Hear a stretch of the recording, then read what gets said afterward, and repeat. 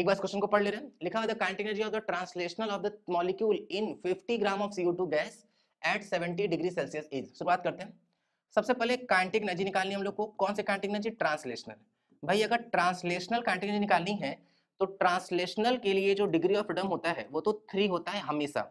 ध्यान रहे, ये इस बात पर डिपेंड नहीं कर रहा है कि मोनोटॉमिक है कि डायटोमिक है कि पॉलीटॉमिक है, लीनियर पॉलीटॉमिक है कि नॉन लीनियर है, किसी भी तरह का होगा डिग्री ऑफ फ्रीडम पक्के से 3 ही आएगा। ठीक है, किसकी बात कर रहे हैं? ट्रांसलेशनल की बात कर रहे हैं, क्योंकि डिग्री ऑफ फ्रीडम में ट्रांसलेशनल, रोटेशनल और वाइब्रेशनल ऐड होता चला जाता है, तो अलग अलग का डिग्री ऑफ फ्रीडम अलग अलग हो जाएगा, लेकिन ट्रांसलेशनल सबके लिए एक्स वाई और जेड के अलॉन्ग गैसेस मॉलिक्यूल मूव करेंगे तो ट्रांसलेशनल का हर बार 3 आएगा।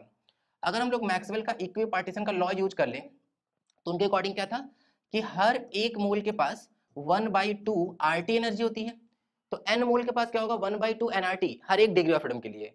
ट्रांसलेशनल के लिए डिग्री ऑफ फ्रीडम 3 होगा, तो यहाँ 3 से मल्टीप्लाई कर लेंगे। ध्यान सुनो क्या बोले हम कि मैक्सवेल क्या बोले थे, सबके पास हर एक मोल के पास एक डिग्री ऑफ फ्रीडम के लिए इतनी एनर्जी होती है 1/2 RT। ठीक, तो n मोल के लिए क्या हो जाएगा? 1/2 nRT।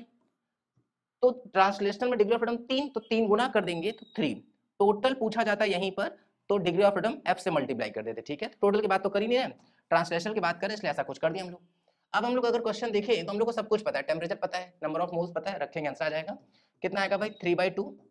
n की जगह पे नंबर ऑफ मोल क्या होता है? Mass by molecular mass. Molecular mass अगर हम निकाले, मॉलिक्यूलर वेट निकाले तो कार्बन का 6, फिर डबल कर लेंगे तो 12, मॉलिक्यूलर वेट 12।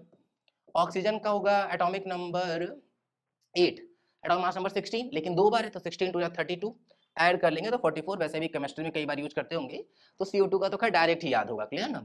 और इनटू में R की जगह पर 8.314, और इनटू में टेम्परेचर की बात करें अगर तो केल्विन में रखना होगा, 273 ऐड कर लेंगे तो 273 प्लस 17 कर लेंगे तो क्लियरली कितना आ जाएगा? ये 290 आ जाएगा। ठीक, एक बार थोड़ा यूनिट सोच लेते हैं कि कहीं कुछ दिक्कत तो नहीं ना हो रहा है। सबसे पहली बात, ये एक नंबर है, ये क्या होगा? ये तो मोल होगा, ये किस में होगा? ये होगा जूल पर मोल केल्विन। इस चैप्टर में यूनिट का बहुत ध्यान रखना है भाई, नहीं तो बहुत दिक्कत हो जाता है।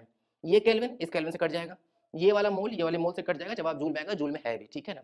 अब थोड़ा कैलकुलेशन है, और सबसे बड़ी बात क्या है कि बहुत एग्जैक्ट करना पड़ेगा। एग्जैक्ट नहीं करेंगे तो दिक्कत ये है कि सारे ही ऑप्शन बहुत पास पास के हैं, तो अप्रोक्सीमेट भी नहीं कर सकते भाई। जेई का क्वेश्चन है, 2 मिनट 2.5 मिनट दे रहे हैं, तो सिर्फ ये गधा जैसा फॉर्मूला सोचने का तो नहीं देंगे ना वो। अब वो कैलकुलेशन कर दिए कठिन, हर बार पेपर में कुछ ना कुछ कठिन होगा, या तो फॉर्मूला निकालना, फॉर्मूला पाना कठिन होगा, या तो थोड़ा कैलकुलेशन वो ट्रिकी तो करेंगे ही करेंगे ना। ये तो नहीं तो फिर तो नीट वालों का प्रश्न बन जाएगा, ये तो है कि नहीं। तो बाकी कैलकुलेशन कर लेंगे, कैलकुलेशन करने से इसका ऑप्शन नंबर 2 आता हुआ दिखाई दे जाएगा। क्लियर है ना।